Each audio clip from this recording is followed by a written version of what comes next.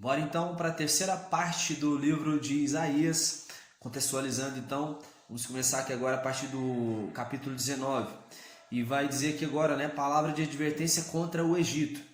O Senhor fará com que cada egípcio lute contra o seu próprio irmão, ele entregará os egípcios a um rei perverso, as águas do mar e do rio secarão, tudo que for plantado à beira do Nilo secará.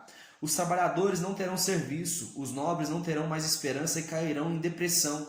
E todos os assalariados, muitos se abaterão. Deus derramou nos egípcios um espírito desorientador, com suas almas em estado de confusão.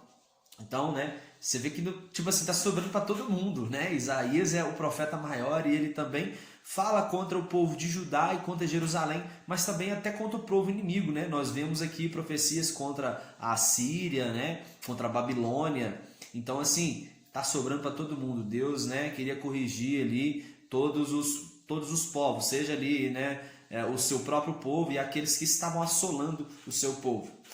A conversão do Egito. Judá será motivo de pavor para o Egito. Naquele dia haverá um altar dedicado ao Senhor, bem no centro do Egito. O Eterno ferirá os egípcios e os curará. Naquele dia haverá uma estrada ligando a Assíria ao Egito, e os egípcios eles vão prestar culto ao Senhor. E Deus proclamará bênçãos ao Egito e à Assíria. Agora perceba que são nações, né, que nós temos ali no Êxodo, como os egípcios eles assolaram ali o povo de Israel. E depois nós temos também mais para frente alianças que às vezes os povos faziam com o Egito, até mesmo, né, alguns dos reis ali foram usados para poder matar alguns, né, reis. Se não me engano, o rei Josias, né, é morto por um egípcio. Então, vários embates você vê dos israelitas contra os egípcios, e Deus, né, agora vai dar uma... primeiro ele vai fazer um oráculo contra os egípcios, e depois vai dizer, né, também um oráculo que eles vão se arrepender e eles vão prestar culto ao Senhor. Cativeiro dos egípcios e dos etíopes. Quando o chefe dos assírios atacou Asdod, Deus disse a Isaías: Eia, tira o pano de saco sobre os teus lombos e descalça as sandálias dos teus pés. E prontamente Isaías ele faz isso, né? E ele passou agora a andar sem a sua manta sacerdotal e descalço. E ele fez isso ali durante 3 anos. Ele usava simplesmente uma manta, né? Que era uma espécie de roupa de baixo que ele ficou usando. Praticamente Isaías estava andando ali, né? Quase que nu, somente com essa manta, né? Que parecia uma roupa de baixo, e também descalço. Durante 3 anos ele fez isso em sinal de advertência contra o Egito e contra a Etiópia, né? Que isso significava que assim o rei da Síria conduzirá o rei da Síria vai conduzir os egípcios e os etíopes rumo ao cativeiro com as nádegas descobertas. É por isso que Isaías estava andando nu ali, né? Com essa sua manta tradicional. É bom sempre frisar isso, que não era totalmente nu, né? Tinha uma manta que era uma espécie de roupa de baixo que eles estavam usando. E era um sinal, uma profecia, pasmem, não era contra o povo de Israel, mas contra os egípcios e os etíopes, né? Dizendo que os assírios iriam conduzir eles ali com as nádegas de fora. Os israelitas se assombrarão porque os israelitas eles confiavam na força do Egito e na força dos etíopes. Então, quando os assírios dominaram ali, né, tanto esses dois povos, os israelitas ficaram assombrados. Agora uma palavra de advertência contra a Babilônia. Isaías teve um aviso horrível e ele se contorce, né, como uma mulher que está em trabalho ali de parto. Ele disse temer o pôr do sol. Ele viu um homem que se aproximou num carro com parelhas e proclamou: caiu a Babilônia. Nós temos aqui profecia contra Edom também, né? Edom, que é o povo ali descendente ali de Esaú, tem profecias contra esse povo também. Profecias contra a Arábia, que vai dizer: traga-se água ao encontro dos que morrem de sede. Dentro de 1 ano, toda a glória de Quedar encontrará seu fim e desaparecerá. Nós temos o oráculo também agora contra Jerusalém, que vai dizer: o povo de Judá, ele viu as brechas dos muros, viu que as brechas dos muros eram muitas, e eles começaram a destruir casas para poder tapar essas brechas. E, contudo, eles não se lembraram de quem tinha construído todas essas coisas. Então, Yahvé, né, Deus convocou o povo a raspar suas cabeças e cobrir de panos de saco. No entanto, o povo matou bois, né, e comemoraram, beberam, né, e comeram, e disseram assim: vamos comer e beber porque amanhã a gente vai morrer. Então Deus disse que para aquele pecado o povo não haveria apropriação a seu favor. Ou seja, Deus já estava chamando a atenção do povo para eles poderem, né, se arrependerem. O povo então, eles não se arrependem, não atendeu a convocação do Senhor para eles raspar a cabeça e usar panos de saco, mas no entanto eles simplesmente começaram a comemorar. Então assim, né, essa foi uma profecia contra Jerusalém. Eles não deram crédito à palavra. O que Isaías diz no início do seu livro: quem deu crédito à nossa pregação? Quem foi que acreditou naquilo que a gente está pregando? Então é isso que o Senhor está dizendo. Profecias contra Sebna. Deus pede para Isaías conversar com Sebna, e ele vai dizer que ele vai tirar Sebna da sua posição ali de líder e vai colocar Eliaquim, o filho de Uquias, no seu lugar. E vai falar que Eliaquim ele vai ser um pai, né, para o povo de Jerusalém. Ele vai pôr sobre os ombros dele a chave da casa de Davi, e tudo que ele abrir ninguém vai conseguir fechar, e tudo que ele fechar ninguém vai conseguir abrir, né? Toda a glória de sua família dependerá dele. Nós temos a advertência agora contra Tiro. Tiro era grande centro de abastecimento das nações, uma cidade muito próspera, né? Você vai ver ali o rei de Tiro ajudando Davi nas construções do templo. Ele ajuda também Salomão, né? O rei de Tiro faz um palácio para Davi. Então Tiro, né, era um grande centro aí de abastecimento e uma cidade muito rica. Deus acabou com toda a soberba e vaidade e humilhou todos os que vivem em ostentação e vangloriar sobre a face da terra. O porto de Tarsis não mais existe. Tarsis ficava ali em Tiro. Tiro será esquecida por 70 anos, que são os dias da vida de um rei. Curiosidade que coloca aqui, né, que são 70 anos, os dias da vida de um rei. Depois disso ele voltará a se prostituir com os reis da terra. Entretanto, todo o seu ganho será destinado para os que vivem na presença do Senhor.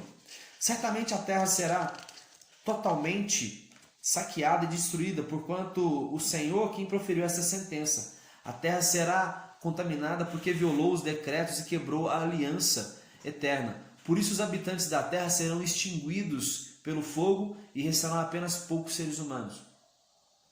Agora um cântico sobre a cidade destruída. O vinho novo se vai e a videira se definha. Todos os que se divertiam agora lamentam e gemem. O som calou e a bebida teve um sabor amargo.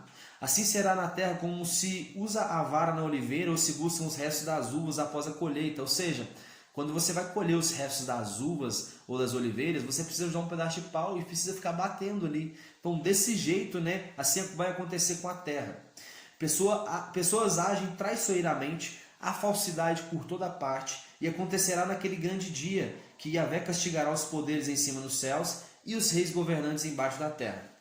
Temos um hino agora de ação de graças que vai dizer: neste monte belo destruirá o véu que envolve todos os povos, a cortina que cobre todas as nações, extinguirá a morte de uma vez por todas. O Eterno enxugará as lágrimas de todo o rosto e retirará de toda a terra a zombaria e humilhação que seu povo vem sofrendo. Naquele grande dia, este cântico será entoado em todo Judá. Confia para sempre no Eterno, Yahvé, que é a rocha que vive eternamente. Fala do Senhor, né, ter destruído todos os seus inimigos ali. Contudo, agora ele vai lançar aqui, né, um cântico já meio profético, dizendo assim: contudo os teus mortos viverão, seus corpos ressuscitarão. Desperta e cantai, pois, vós, os que retornam ao pó, despertai e cantai com grande júbilo. A passagem do Senhor. Yahvé está para sair do seu domicílio a fim de punir o crime dos habitantes da terra. Naquele grande dia, Deus punirá o Leviatã com sua espada poderosa. Isaías continua profetizando aqui agora sobre, né, o povo de Israel, falando agora sobre um livramento deles, e vai dizer assim: em um futuro próximo, Israel encherá o mundo de frutos excelentes.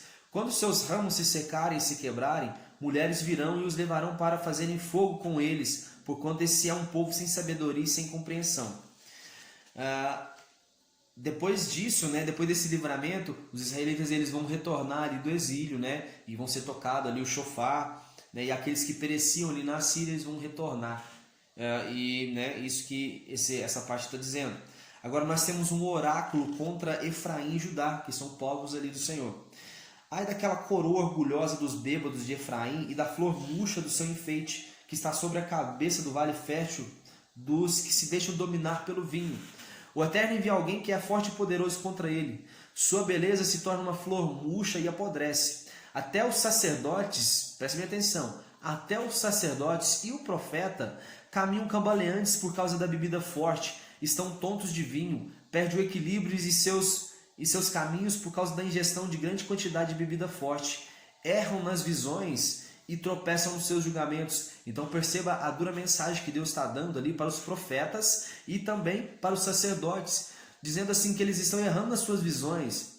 Não é que eles estão deixando de profetizar, eles estão errando nas suas visões. Os profetas e os sacerdotes nos seus ensinos, eles estão errando errado, pregando falsidade, pregando mentiras. Então olha só o que o povo estava fazendo. Estava fazendo ali com a palavra de Deus. A Bíblia diz que Deus, olha que curioso, Deus vai falar com lábios trôpegos e língua estranha falará a esse povo. Deus falando em língua estranha. A palavra de Yahvé para ele será preceito sobre preceito, ordem sobre ordem, regras e mais regras sem sentido. Um pouco aqui, um tanto ali. Então, perceba que Deus vai falar com o povo através de regras. Então, quando existe uma frase que eu acho muito interessante, que vai dizer assim, que quando o relacionamento é fraco, a regra é muito forte.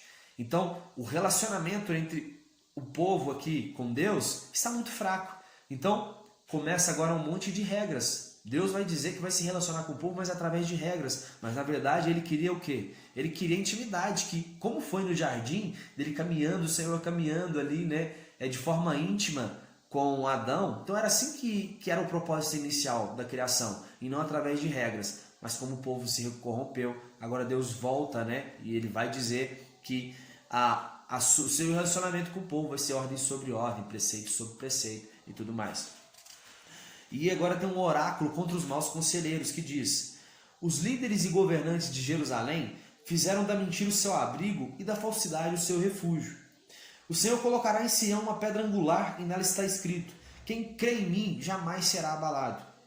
O Senhor já determinou uma destruição sobre a face da terra.